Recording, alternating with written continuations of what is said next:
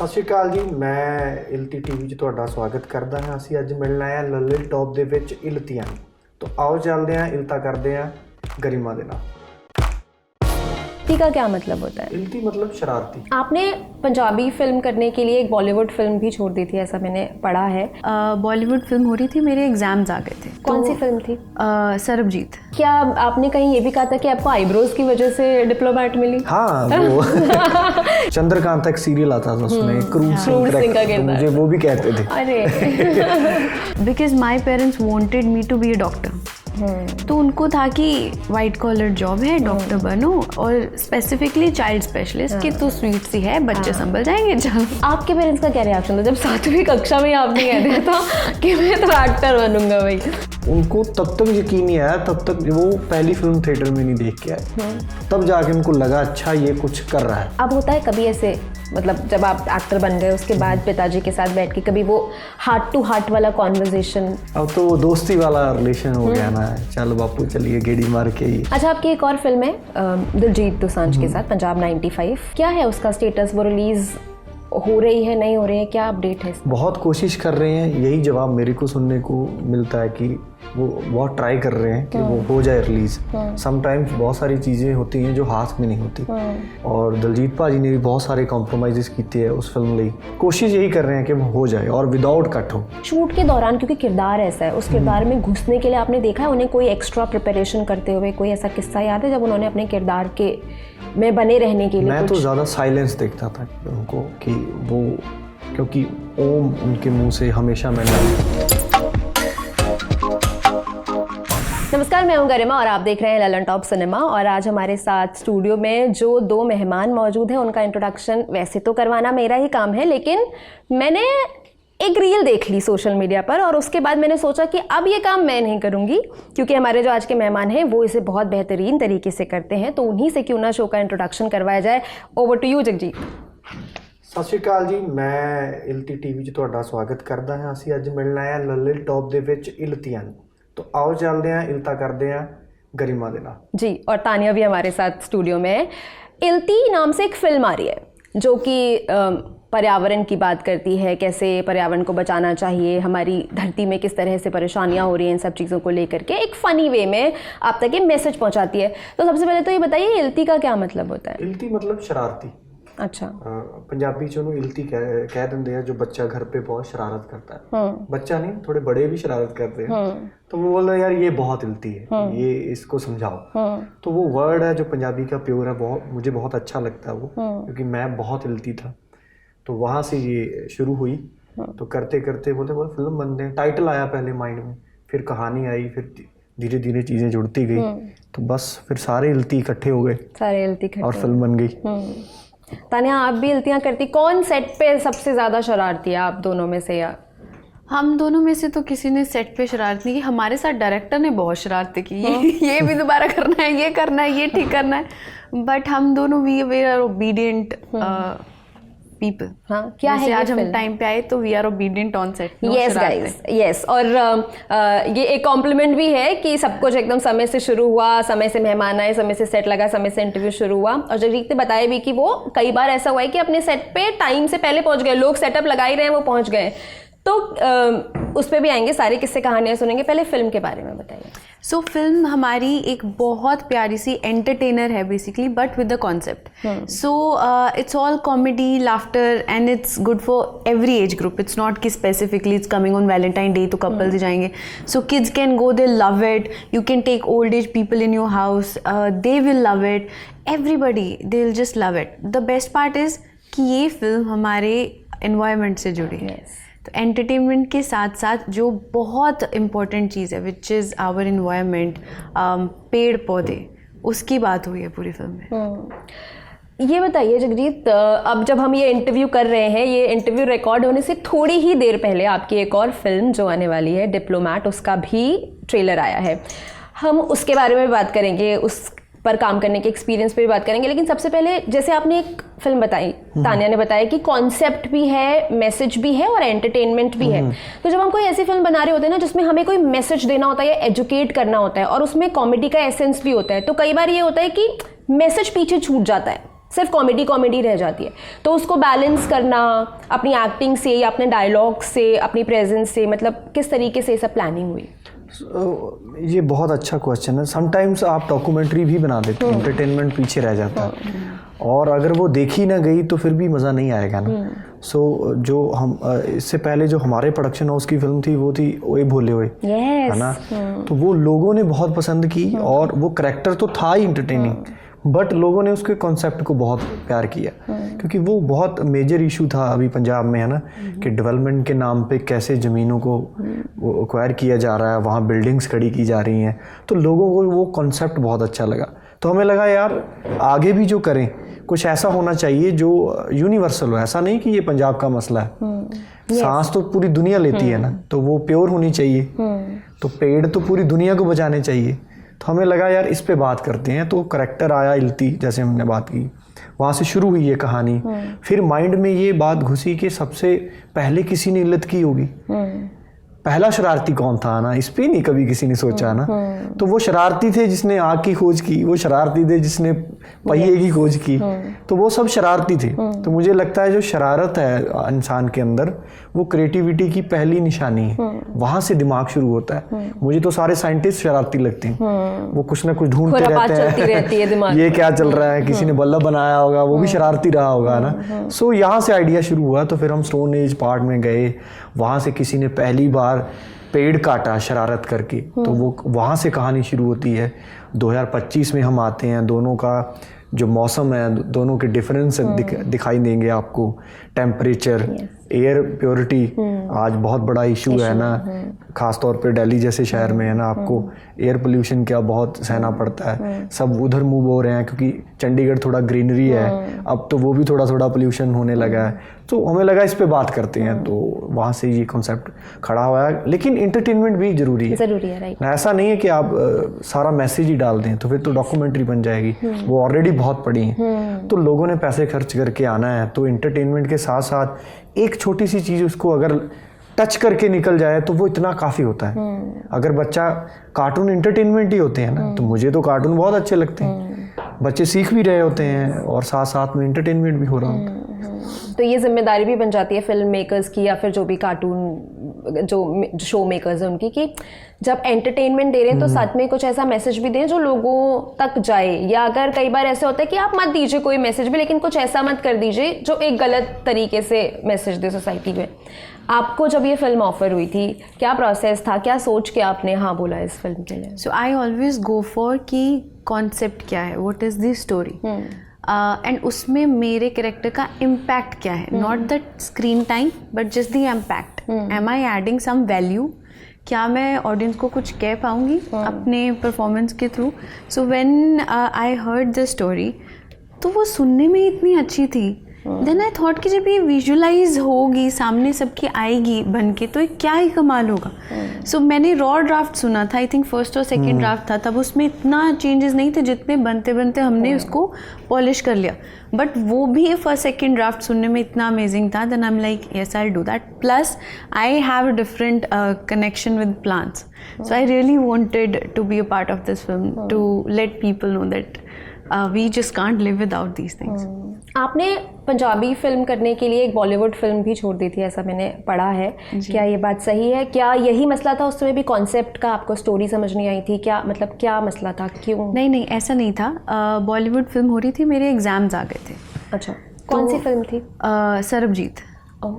या it was that film. तो मैं आई एम फ्रॉम अमृतसर, तो वहाँ पे ही शूट था, वही फिल्म हम लोग कर रहे थे, बट मेरे एग्जाम्स आ गए। तो उनकी दिसंबर की डेट्स और मेरी दिसंबर की डेट्स टोटल क्लैश थी। So I had to return all the signings and stuff, but नहीं हुआ। But I am everything happens for a good reason, I am happy about it. Then I started with this Punjabi and that eventually happened after 2 months, Punjabi वाला। तो वो होना था, हो गया। Okay. तो अभी कैसे मेन स्ट्रीम में हिंदी फिल्मों में जाने का मन? अभी भी मैं वो ऑफर्स आते हैं? हाँ, अभी भी ऑफर्स आते हैं। I send my auditions also and I am very happy about it that I will earn it. It's not something कि ऐसे ही आ रहा है. I am sending auditions. I feel like ये कैरेक्टर, जैसे मैं पंजाबी पे अप्रोच रख रही हूँ कि इम्पैक्ट है मेरे कैरेक्टर का, परफॉर्म करने के लिए कुछ है कि जस्ट जाके चुन्नी लेके खेतों में तो नहीं भागना है. तो I am just looking for that. Whenever I get that, for sure I will proceed. Why not? Definitely हम चाहेंगे आपको ऐसे ऑफर्स आए, ऐसी फिल्म. मैं भी चाहूंगी जल्दी से हिंदी करके, then I will come here on Lallantop again. Target.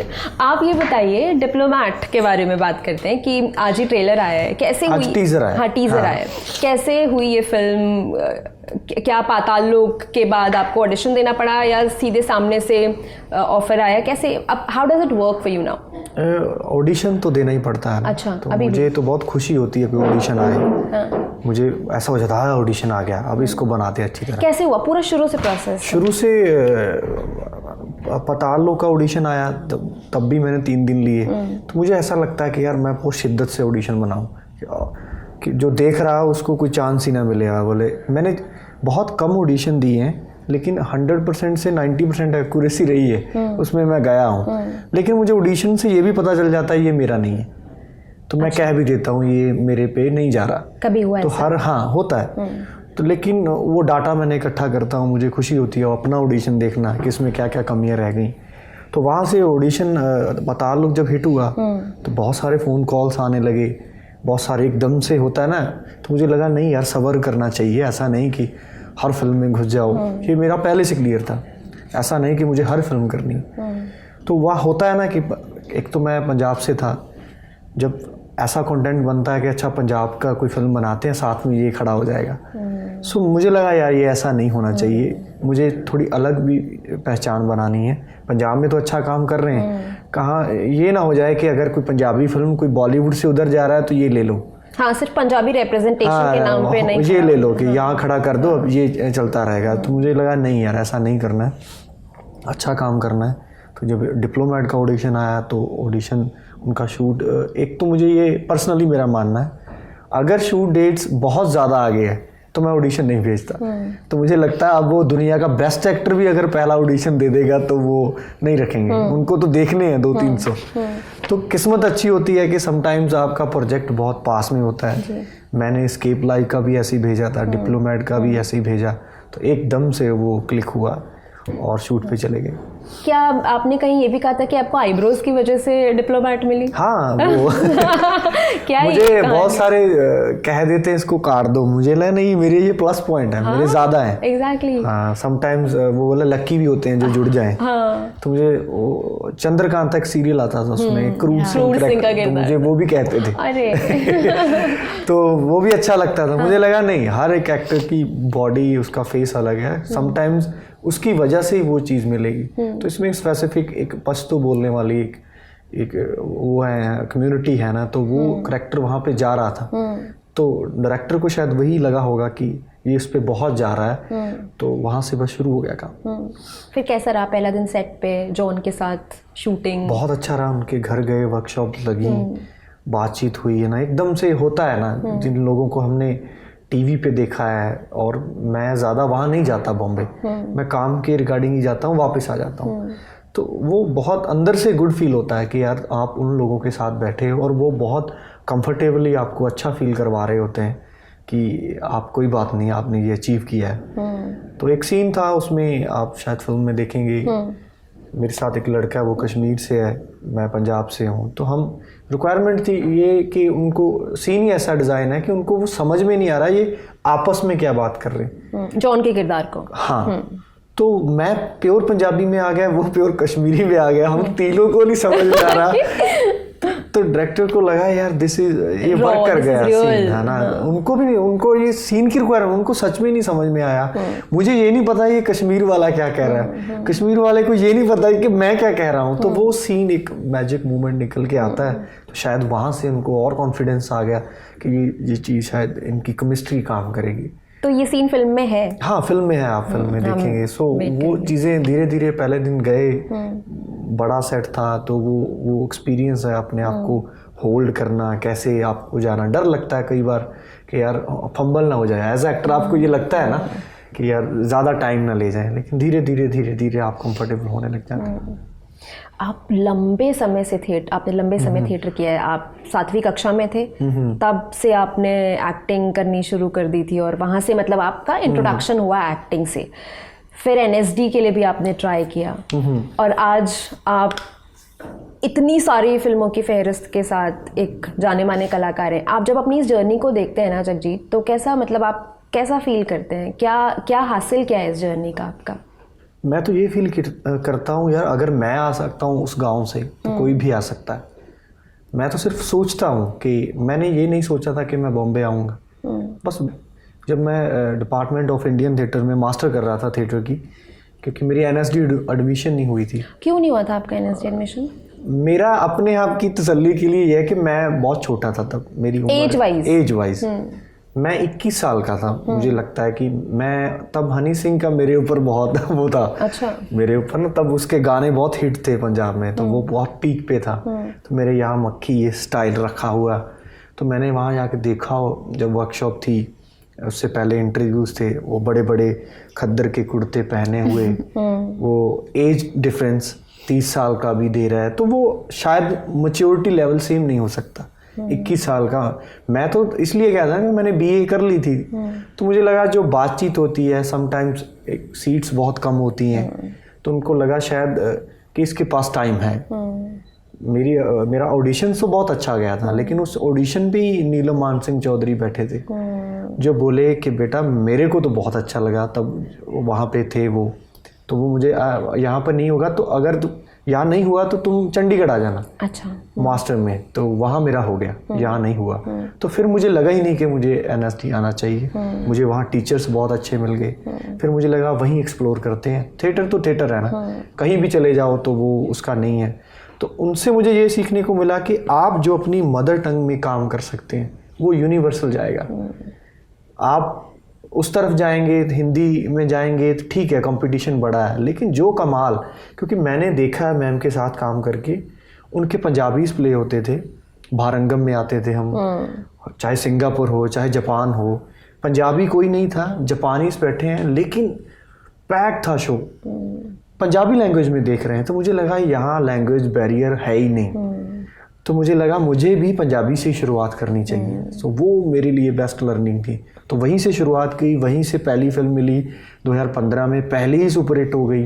वहाँ से जर्नी शुरू हो करते करते करते यहाँ अब आना होता है भारंगम में, अभी चल भी रहा है भारंगम? हाँ, मैं देखने आता हूँ। मुझे स्टूडेंट्स प्रोडक्शंस बहुत इंटरेस्टिंग लगती, तब भी मैं ज़्यादा स्टूडेंट प्रोडक्शंस देखता था, वो ज़्यादा क्रिएटिव थी।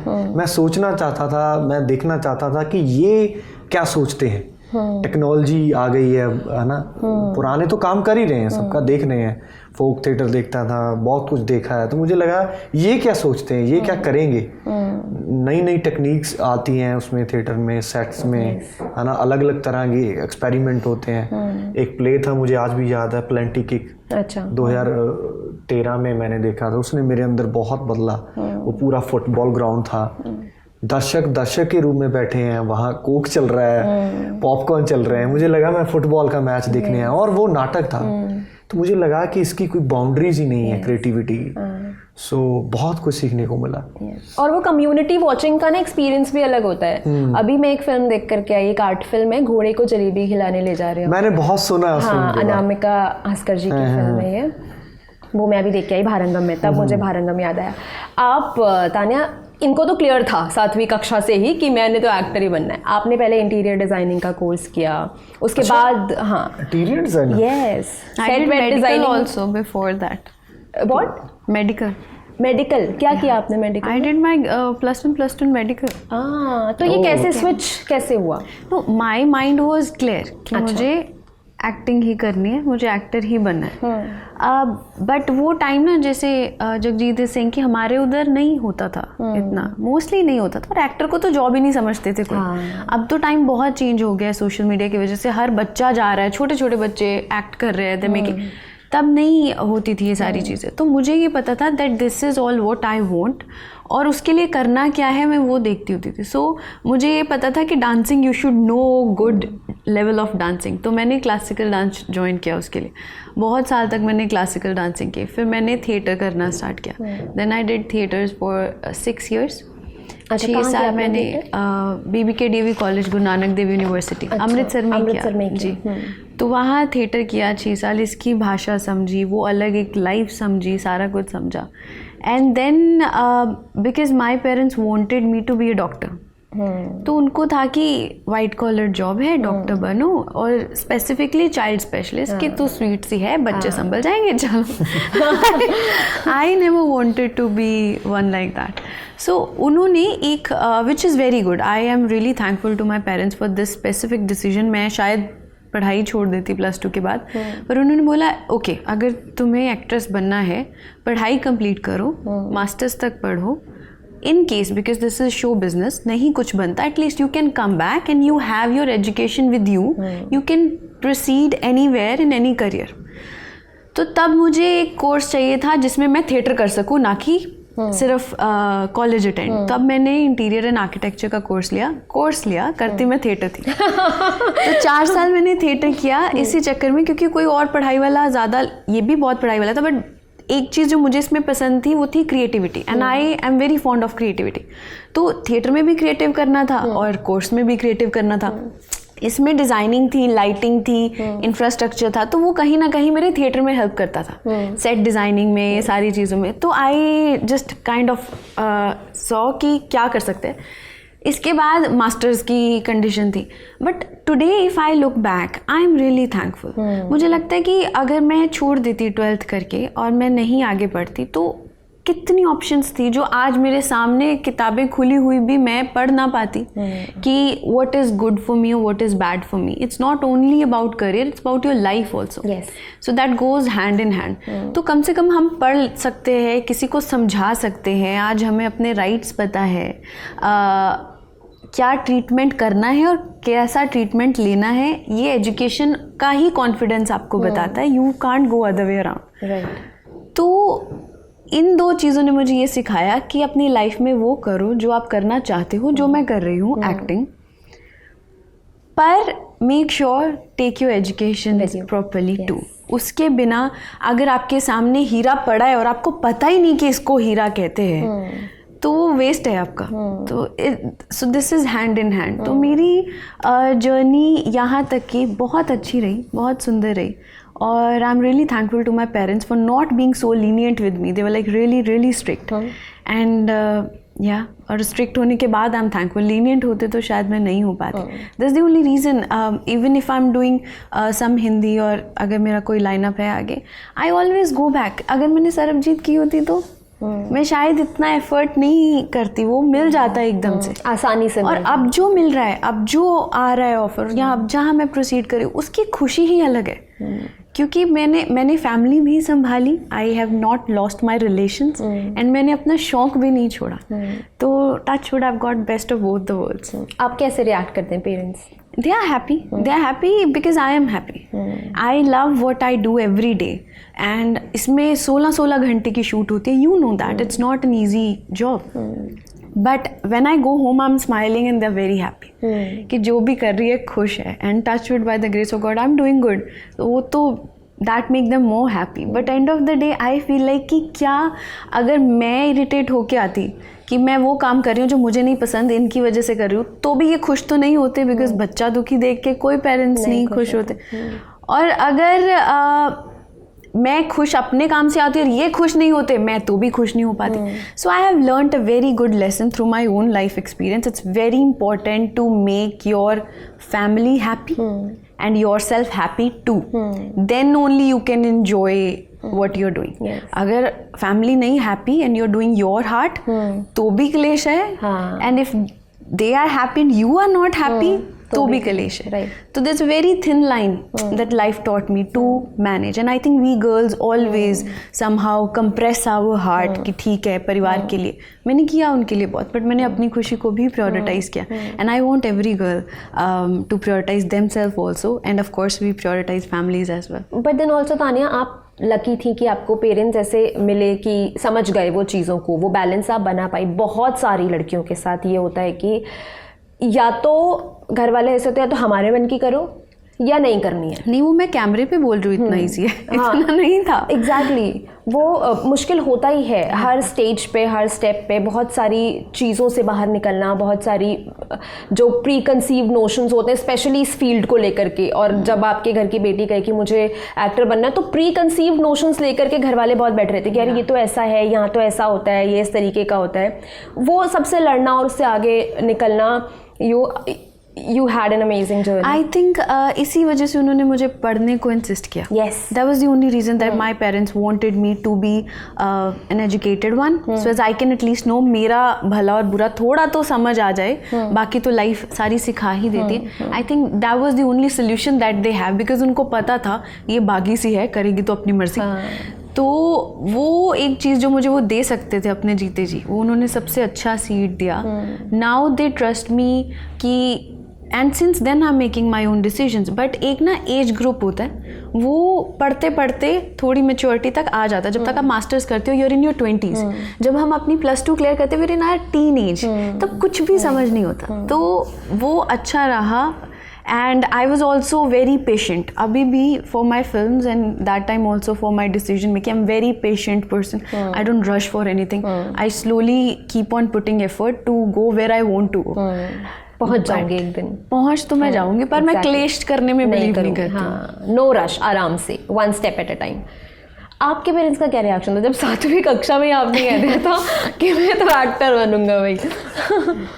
ਮੈਨੂੰ ਅੱਜ ਤੱਕ ਉਹਨਾਂ ਦਾ ਰਿਐਕਸ਼ਨ ਨਹੀਂ ਪਤਾ ਲੱਗਿਆ, ਕਿਉਂਕਿ ਉਹਨਾਂ ਨੂੰ ਪਤਾ ही नहीं ਸੀਗਾ ना, क्योंकि मैं उस फैमिली जो आया ना, समटाइम्स तो आपको पता होता है कि क्या हो रहा है ना, क्या करना है आगे, फ्यूचर क्या रहेगा. सम फैमिलीज होती हैं, मेरे यहाँ तो अलग ही सिस्टम है ना, तो वहाँ तो सोचा भी नहीं जा सकता कि अच्छा इस तरफ जाना, अच्छा परवाह नहीं करते हैं ना. वो गैप होता है ना, जो जयदीप भाई का इंटरव्यू सुना था मैंने, वो बहुत, मैं उसके साथ कनेक्ट कर सकता हूँ कि वो गैप होता है वो पेरेंट्स के और उस जनरेशन का. मैं भी उससे निकला हूँ, वो बात नहीं कर पाती. तो वो रहा है मेरे अंदर, तो रहा. वो लग ठीक है, कुछ कर रहा है, ये जाता है, इसको बस 100 रुपये 50 रुपये मिल जाते हैं, इससे इसका हो जाता है. तो उनको तब तक यकीन नहीं आया, तब तक वो पहली फिल्म थिएटर में नहीं देख के आए, तब जाके उनको लगा अच्छा ये कुछ कर रहा है. मेरे लिए अच्छा पार्ट ये है कि उन्होंने रोका नहीं. मेरा मानना है कि उनको रोकते कैसे, उनको पता ही नहीं ये क्या है, उन्होंने कभी एक्सपीरियंस ही नहीं किया. तो हम तो, हमारी तो दुनिया ही वो गांव से छोटा सा शहर है, हम लोग वहाँ से गए, वहाँ से बाहर आए, ये दुनिया थी. ये एक्सप्लोर तो यहाँ आके मिला ना. अब जो आगे की जनरेशन है उसके ऊपर हम कई बार सोच सकते हैं ना, क्या करना है, टेंशन बढ़ेगी, तुमने क्या आगे जाके क्या करोगे, क्या पढ़ना है. मेरे ऊपर तो था ही नहीं. मुझे लगता था कि मेरे पास तो खोने के लिए कुछ है ही नहीं. ऐसा तो नहीं है कि मैं अगर इसमें फेल हो गया तो मुझे घर से गाली पड़ेगी. हमारे पास तो था ही नहीं, ज़ीरो. तो वो जो कर रहा है तो सही करेगा, वो था हमारे साथ. लेकिन अभी वो बहुत प्राउड फील करते हैं. अभी उस गांव से कोई एक्टर निकला है, ख़ास तौर पे पंजाब में है ना, जहाँ सिंगर्स तो बहुत निकल जाते हैं, तो वो तो बन ही जाते हैं उधर. वो कहते हैं पंजाबी जी का होता है कि इट पुट्टे दे सिंगर निकलदा. ये कहते होंगे सीगे है ना भी पहला हर घर का बंदा वो सुपरस्टार बनना चाहता है, पर एक्टर बहुत डिफरेंट चीज़ है. और बहुत मतलब सिंगर बन के फिर एक्टिंग में बहुत सारे लोग गए, कन्वर्ट हो गए इसमें. लेकिन एक्टर सोचना बहुत बड़ी बात है वहाँ पे, क्योंकि वहाँ स्कोप नहीं है एक्टिंग का. क्योंकि पहले आपको सिंगर बनना पड़ता है एंड देन आप मूव हो सकते हैं. लेकिन मेरा क्लियर था कि एक्टर ही बनना है, सिंगिंग तो सीखनी भी नहीं है, एक्टर बन के ही आगे जाना है. ये इस तरफ से नहीं जाऊँगा. अब होता है कभी ऐसे, मतलब जब आप एक्टर बन गए उसके बाद पिताजी के साथ बैठ के कभी वो हार्ट टू हार्ट वाला कॉन्वर्सेशन हुआ है कभी? हाँ, वो शरारतें होती हैं अब तो. हाँ.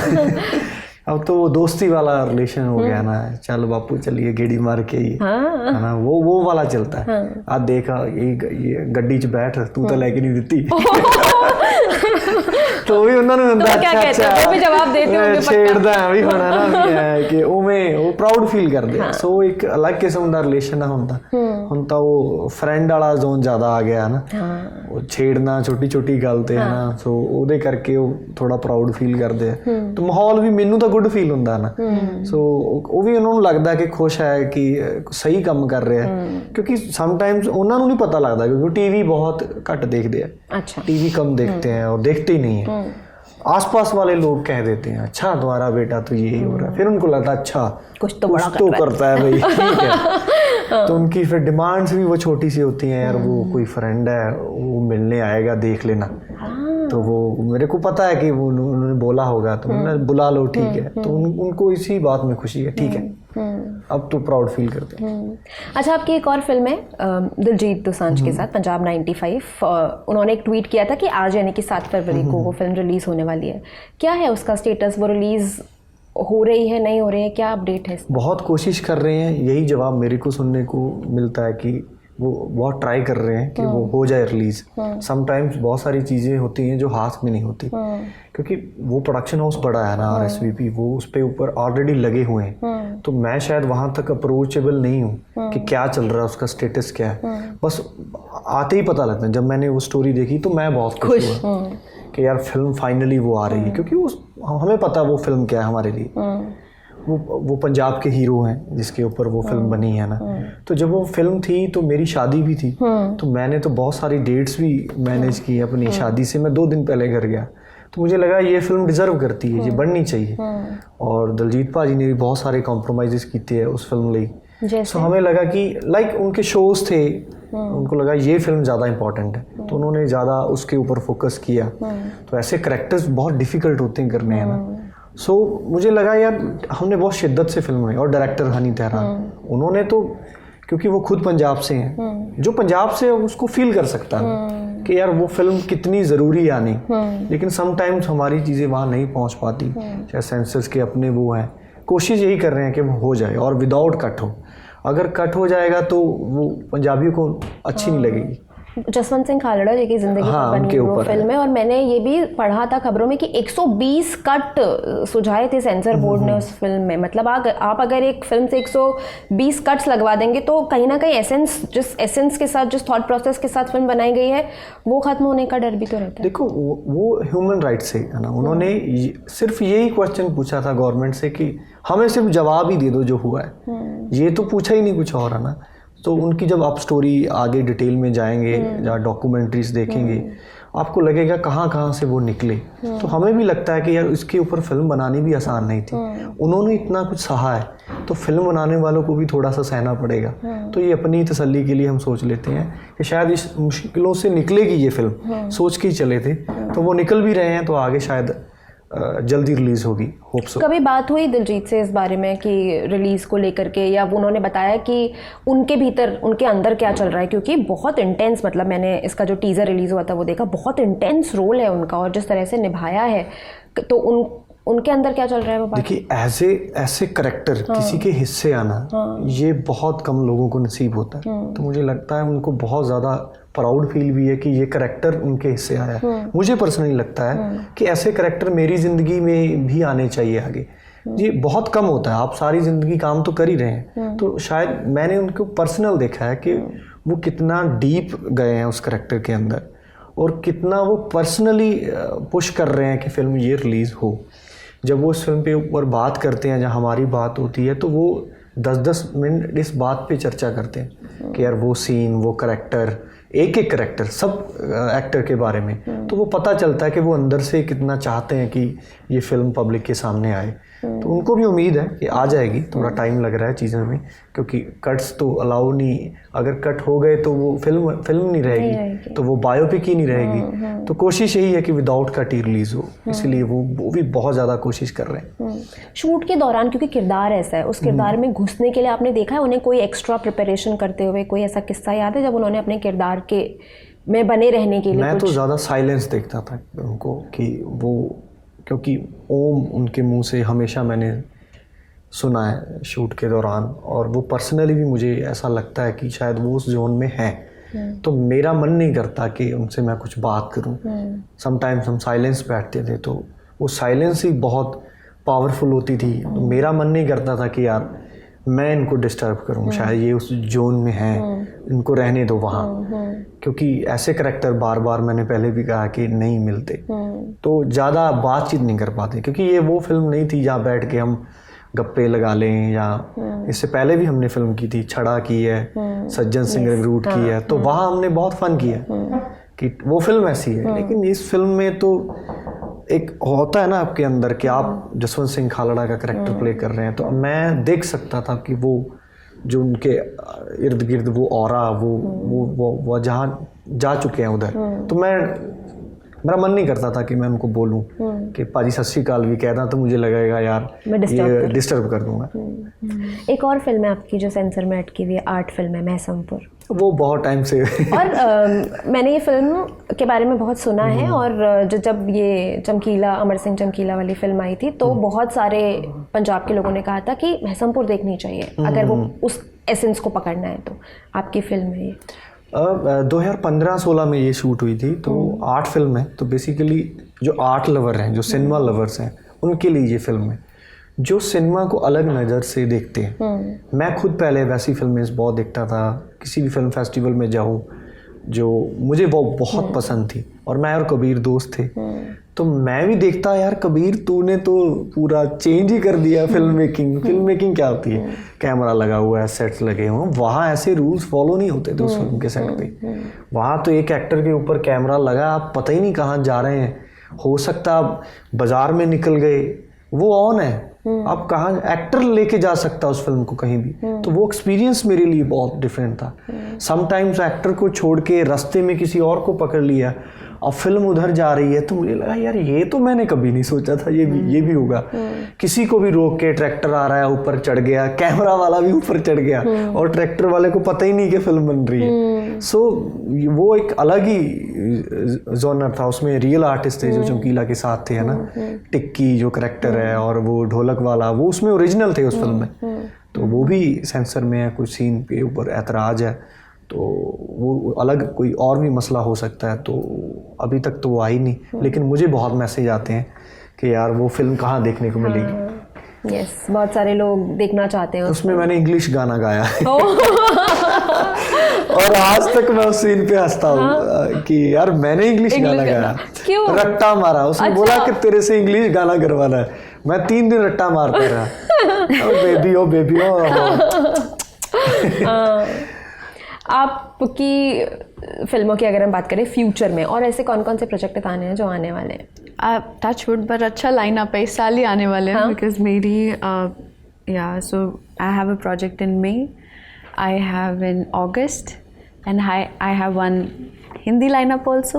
ओह yes, but for now I would love to focus on Irti only. Yes. So no other film discussion on London Top other than Irti, जो कि आ रही है 14th of February. डन। तो 14th of February को जाकर के इल्ती सब लोग ज़रूर देखें। जो डैनी दादा हैं जो लेकर के आए हमारे गेस्ट को बेचैन हो रहे हैं बहुत देर से, स्टूडियो का गेट नॉक कर रहे हैं कि अब इंटरव्यू रैप कर दो। में टक टक हाँ, मैं वही देख रही हूँ, हमारी इतनी कॉमेडी फिल्म किधर जा रही है। मैं वेट कर रही थी कब विल कम बैक टू इल्ती। यस, तो आप 14 फरवरी को जाकर के फिल्म देखिए। ऑल द बेस्ट आप दोनों को, और आपकी जो फिल्में अटकी हुई है सेंसर में सब रिलीज हो जाए। आप बढ़िया फिल्में भविष्य में करते रहें। थैंक यू दोनों को गुड लक।